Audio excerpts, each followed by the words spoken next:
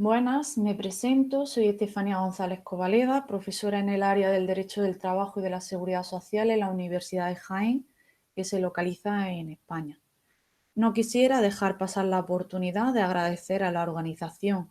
y a la dirección de este magnífico congreso la oportunidad de participar mediante esta ponencia. Sin más dilación, quisiera comenzar con mi intervención, cuyo título es La diversidad cultural, racial y étnica desde el derecho del trabajo, realidades y retos jurídicos en la gestión de la no discriminación en las empresas españolas. En primer lugar, para poder iniciar esta ponencia debemos de partir de la premisa y para comprender de manera más profunda esta diversidad que hacemos mención en la ponencia, tenemos que entender que dentro de las organizaciones empresariales se disponen de diferentes colectivos y esta diversidad puede venir dada por aspectos de género, de edad, de raza y origen étnico, estereotipos, orientación sexual, entre otros. Sí es cierto que en esta ponencia, cuando hablaremos de diversidad, nosotros nos centraremos o me centraré en la diversidad cultural, racial y étnica y siempre desde el punto de vista de las relaciones laborales y jurídicas y en el ámbito de la empresa. No podemos obviar, para poder hacer este estudio de las relaciones laborales, que en la actualidad las motivaciones por las que se da el fenómeno de la migración son muy diversas, aunque generalmente se han relacionado con la búsqueda de mejores de condiciones de vida y también de trabajo. Así, en España, entre los años 1996 y 2012, se produce una evolución de la proporción de población extranjera sobre la población total nacional de manera incrementada. Sí es cierto que esta evolución entre los años 2011 a 2017 se observa una clara disminución de población extranjera aquí en España, donde el número de extranjeros ahora en la actualidad, desde el 2018, representa un pequeño incremento. Ahora en la actualidad se encuentra entre un 10,71% de la población extranjera sobre la población nacional española. A este respecto, tenemos que decir o de concretar que no todos los colectivos de trabajadores inmigrantes son objeto del mismo grado de discriminación o de vulnerabilidad.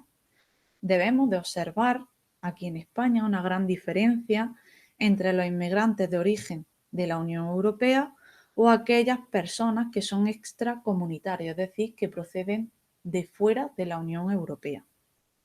Así, según la Organización Internacional para las Migraciones,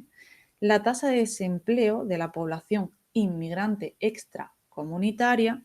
continúa siendo significativamente superior si la comparamos con la población española. El retrato del mercado de trabajo de este colectivo se centra principalmente en una alta tasa de temporalidad, como podemos ver en la diapositiva, así como a tiempo parcial. Asimismo, se concentran en sectores concretos, como es el sector servicios y en la agricultura. Directamente relacionado con estos sectores y con estas características del mercado de trabajo de estos colectivos, tenemos que tener en cuenta que tienen condiciones de trabajo mucho más precarias si las comparamos con la población nacional. Incluso se determina que 3 de cada 10 trabajadores extranjeros se encuentran en riesgo de pobreza. Por lo tanto, dentro de este marco que estamos observando del mercado de trabajo de estos colectivos, podemos determinar que las personas inmigrantes son un conjunto heterogéneo que nos lo encontramos en España y que los podemos considerar especialmente vulnerables no solo en nuestras sociedades, sino también en los lugares de trabajo. Cuidado, cuando decimos que son especialmente vulnerables, tenemos que tener cuidado y precaución, puesto que sus propias características no generan una incapacidad laboral, sino que su condicionante puede limitar a las personas inmigrantes para desempeñar su trabajo. Pero más bien por las características propias de las relaciones laborales que se dan en estos colectivos. De ahí la importancia de su integración mediante políticas sobre la diversidad cultural, racial y étnica en las organizaciones empresariales. Por lo tanto, se trata de un retrato laboral que muestra una situación de franca vulnerabilidad y precariedad laboral, pues aparecen concentradas, como hemos determinado, en sectores y ocupaciones de baja cualificación, con un rango salarial bajo y con una fuerte inestabilidad laboral y contractual. Es decir, tienen condiciones de trabajo mucho más precarias que la población nacional española, generando una dificultad en su propia integración en los lugares de trabajo.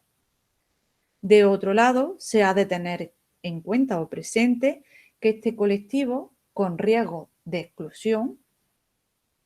el asunto se torna incluso más complicado debido a diversos factores como son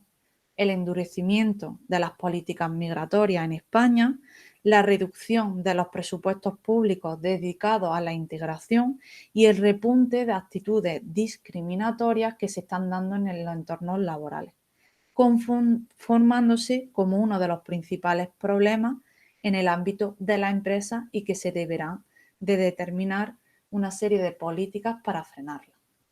Por lo tanto, tenemos que tener en cuenta que a partir de estos datos aportados se apunta a la necesidad de promover acciones desde el colectivo de trabajadores inmigrantes en una política sobre la diversidad cultural, racial o étnica en las organizaciones empresariales. De hecho, se deberán de impulsar medidas y actuaciones teniendo en cuenta el conjunto de características, circunstancias y realidades específicas que viven este colectivo, según su origen étnico, incluso por nacionalidad. No es un aspecto novedoso, sino que es totalmente conocido en el ámbito del derecho del trabajo, más que conocido. Además de esta dificultad de integración que se vive en el mercado de trabajo, también hay una importante incidencia de manifestaciones de racismo y xenofobia y por motivos étnicos, que deberán de ser tratados, como ahora vamos a ver, así se determina en la normativa, en los ámbitos de la empresa. Debemos de partir del propio marco normativo en España acerca del principio de igualdad y no discriminación para poder tratar y desarrollar estas políticas o estas actuaciones que estamos determinando en el ámbito de la empresa. Partimos de nuestra normativa suprema, de nuestra norma suprema como es la Constitución española, en la que se regula el principio de igualdad como un derecho fundamental, como una igualdad promocional y como una igualdad ante la ley, así como el principio de la dignidad de la propia persona. En la Constitución española se habla de todos los ciudadanos, pues estas cuestiones de esta norma suprema de la Constitución española la podemos trasladar directamente en el ámbito de las relaciones laborales. ¿Cómo se determina normativamente este principio de igualdad y no discriminación en el ámbito de las relaciones laborales? Tenemos un Real Decreto legislativo por el que se aprueba el texto refundido de la Ley del Estatuto de los Trabajadores, en las que en diversos preceptos se contienen este principio de no igualdad y discriminación. Incluso estos preceptos sumamente importantes en los lugares de trabajo han recibido nuevas redacciones tras las últimas modificaciones legislativas. Sí es cierto que tenemos que tener en cuenta que cuando hablamos del principio de igualdad o de no discriminación, son cuestiones que tenemos que tener en cuenta en el ámbito de la empresa.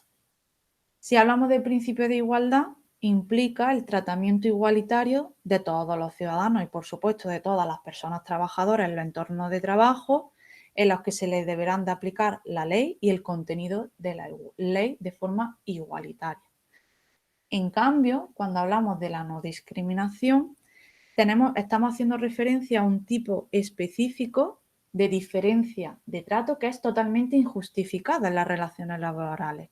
y que se vincula directamente a una persona o en este caso a un grupo o un colectivo de personas, como son las personas inmigrantes. Por lo tanto, a mi entender o a nuestro entender, es de suma importancia, puesto que así se determina en el marco normativo, la integración social de los inmigrantes, donde no solo reside en los aspectos sociales, sino también en el mercado de trabajo y muy directamente relacionado con las organizaciones empresariales. Debemos de integrar este colectivo de personas principalmente en el ámbito de las relaciones laborales para que exista de verdad esa integración social en todos los aspectos de la vida. No solo es una obligación normativa, sino que también obtenemos una serie de beneficios en el ámbito o en el lugar de trabajo, en el entorno de trabajo. Con estas políticas de diversidad cultural, racial y étnica dentro de la empresa, si se hace de manera adecuada y eficaz, se obtienen de manera breve, podemos determinar algunos beneficios, como son, en este sentido, la mejora del desarrollo de las habilidades y talentos a partir de un conjunto de ideas y de experiencias nuevas que les permiten a las personas trabajadoras en su conjunto aprender de una colección más diversa de esas habilidades. Asimismo, se aumentan las capacidades de resolución de problemas y aumenta incluso la productividad dentro de la empresa. También el desarrollo de programas de diversidad cultural, de raza o etnia en las empresas mejoran el proceso de reclutamiento, llegando incluso a más candidatos a nivel mundial y reteniendo incluso el propio talento. Por último, no por ello menos importante, se produce el incremento de la motivación y el compromiso dentro de la propia empresa por todos los colectivos que se puedan dar en la empresa y por lo tanto se produce una eficiencia de la plantilla, aumentando la innovación e incluso la creatividad dentro de la propia organización empresarial. Por lo tanto, son conocidos por todos también estos beneficios y incluso ya existen en España, en nuestro mercado de trabajo, en el tejido productivo, empresas que desarrollan estas políticas de diversidad cultural, racial y étnica en los entornos de trabajo. En suma, si nos hacemos la pregunta de cómo podemos trasladar estos aspectos que estamos determinando de integración de la diversidad en el ámbito de la empresa, tenemos que partir de la idea de que la dirección de la empresa debe crear un compromiso y una implementación verdadera o eficaz o eficiente también incluso sobre la diversidad cultural, racial y étnica en los entornos de trabajo, para aprender de esa diferencias y similitudes que nos encontramos dentro de las personas trabajadoras con independencia de las características específicas. Como propuesta, ¿qué hacemos en esta intervención? La instauración de programas de promoción de la diversidad cultural en la propia empresa. ¿Cómo partimos de estos programas? Debemos de partir de una cultura organizativa que esté marcada por una base de igualdad sólida entre todas las personas trabajadoras que componen la organización empresarial. Se deberán también de promover la diversidad y el apoyo social mediante canales de comunicación y de intercambio entre las diferentes culturas. ¿Cómo se podrá hacer? A través de la incentivación de grupos de trabajo heterogéneos. También, y en último lugar, se ha de instaurar grupos de trabajo formados por personas de distintas nacionalidades para así evitar la formación de grupos cerrados y facilitando además la comunicación entre ellos. ¿Qué conlleva esta actuación de evitar formación de grupos cerrados? Pues evitamos o reducimos la segregación e incrementamos la integración en el ámbito de la empresa y la adaptación mutua de todas las sociedades que componen o diversidad racial, cultural y étnica que componen dentro de la empresa. Por lo tanto, como hemos determinado, ya existen empresas que desarrollan estos programas de promoción, de integración y diversidad y son sumamente importantes para la aplicación y garantizar de verdad ese principio de igualdad y no discriminación dentro de la empresa. Muchas gracias por su atención, quedo a su disposición.